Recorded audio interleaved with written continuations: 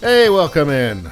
Well, not that long ago, I did a video on Teen Vogue being apparently taken over by Marxists. And this is when they did an article speaking glowingly of Karl Marx. It was a very hello, fellow youths type article on Karl Marx in Teen Vogue for some reason. Well, let's see what they're up to these days. Teen Vogue, I would expect a bunch of stuff like, here's Halsey's talking about a poetry collection. I guess that's, celebrity stuff. What have we got here? We've got 11 best looks from Cardi B and somebody called Megan Thee Stallion, and about a music video. Here's some more entertainment stuff. Here's some other entertainment stuff. Lily Reinhart worried she'd be accused of faking it after coming out as bisexual. Guess that's kind of like what you might expect from Teen Vogue. Let's see, what else have we got here? Let's see, the 2020 VMAs will be held outdoors with limited or no audience, okay? Taylor Swift, something on Taylor Swift there, and Betty fan theories, whatever that means. Let's see, Demi Lovato dressed head to toe in love for her anniversary date night. I would expect something like that in Teen Vogue. We asked a dermatologist all your burning questions about Fenty skin. So that's kind of a Teen Vogue thing for sure. See what else we got here. Zendaya just gave Euphoria season 2 update. Okay, entertainment stuff. Jacob Elordi says he didn't watch KBT, what's that, Kissing Booth 2? Let's see. Wait a second. Abolish landlords. Let's see. Housing should be a human right. That's right next to an article here about something called Kissing Booth. I guess that's a show. Right here is something about the VMAs, and then abolish landlords. That does seem strange, but not so strange considering that they're already pretty fond of Karl Marx, apparently. So, I mean, okay, if this looks to you like far leftist fanatics have gotten a hold of Teen Vogue and they're using it to push Marxist propaganda, yeah, that's what they're doing. They're still doing that.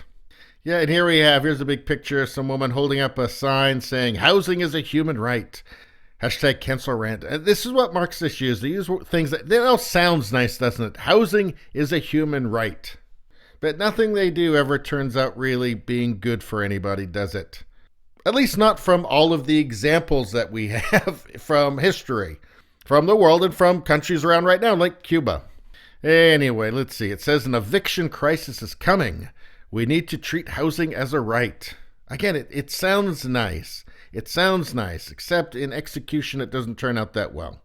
So, anyway, what are those teen girls that are reading Teen Vogue really interested in? I guess this. It says it's been 4 months since the onslaught of the COVID pandemic first highlighted the failures of capitalism. Yes, that's what it did. It highlighted the failures of capitalism. And the incompetence of the United States government. This is Teen Vogue. Again, I'm not surprised because I did a video on their Karl Marx article, but it's still surreal, isn't it? It's still weird how far this communist rot has gotten into the culture. It's insanity. Hey, if you could subscribe, like, and share, that really helps me out. Thanks a lot. Let's see. There was an opportunity for our country to become less horrible. It's always just an assumption. Everything is the worst it could possibly be. It's always the worst of all possible worlds. There's never any context. There's never any perspective. But I mean, I guess this is the purpose of propaganda, is to convince people of things that aren't real. But anyway, let's see. To finally deal with some of our institutional failings. This, of course, did not happen. And you see, I look at the pandemic as an opportunity not to destroy all of the institutions, which is what these people want, but to try and hold things together so that there's not a giant economic collapse worldwide. When that sort of thing happens, people tend to starve to death, and that's a bad thing. I mean, they definitely see it as an opportunity to undermine all of the institutions and replace them with some sort of horrible authoritarian communist state. But I don't think that's what everybody is thinking. I think most people are thinking, let's try and hold things together and get through this. Because there's a lot to be thankful for in a Western country these days. Anyway, let's see. What do they say? This is just a crazy political tract here in the middle of a teen magazine. I mean, this is just naked propaganda. This is the insidiousness of the far left. Just to get their tentacles into every institution, into everything, make it political. The personal is political. Everything is political. And everything is bad, and we have the answers. Let's see. So Congress did not rise to the occasion, apparently, according to Teen Vogue. Teen Vogue, shouldn't they be talking about makeup? Anyway, providing or even seriously considering necessary transformational policies like, oh, here we go. So these are necessary policies, apparently, like universal basic income. That's been tried and it hasn't worked. Universal health care.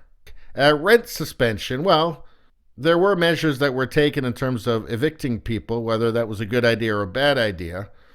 And debt forgiveness.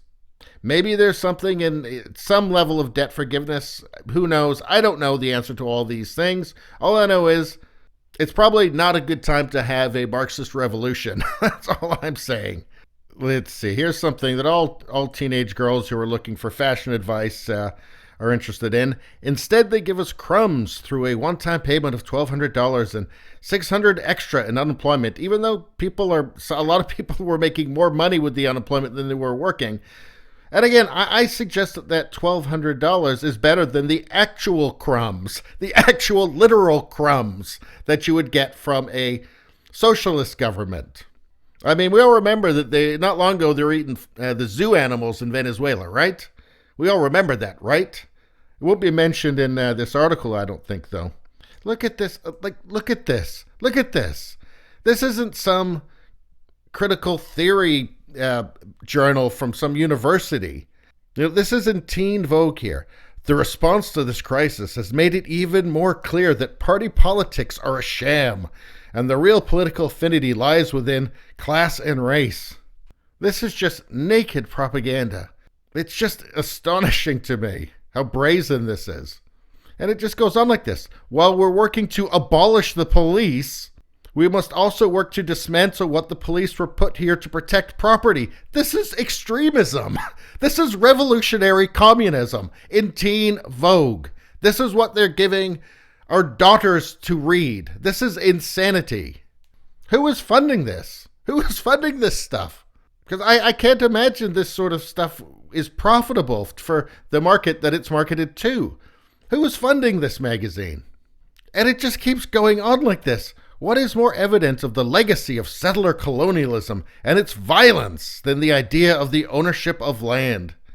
And this is just a political tract, a crazy extremist political tract in Teen Vogue. So, it's sickening even just to read it. Let's just end it off with this. 100 years of communism and 100 million dead. The Bolshevik plague that began in Russia was the greatest catastrophe in human history. And I've been reading about the communist revolution in China, and that contained horrors. That's not even on the same planet as what they're talking about in this insane political tract in Teen Vogue. Teen Vogue, you are trying to put lipstick on a pig.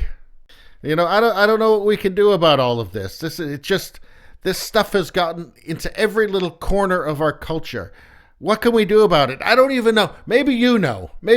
Tell me in the comments. Anyway, that's all I got to say about that. Thanks for tuning in. If you're watching this on YouTube, please subscribe because they hide this kind of content from you. They don't want you to see it. So you got to subscribe if you want to see more.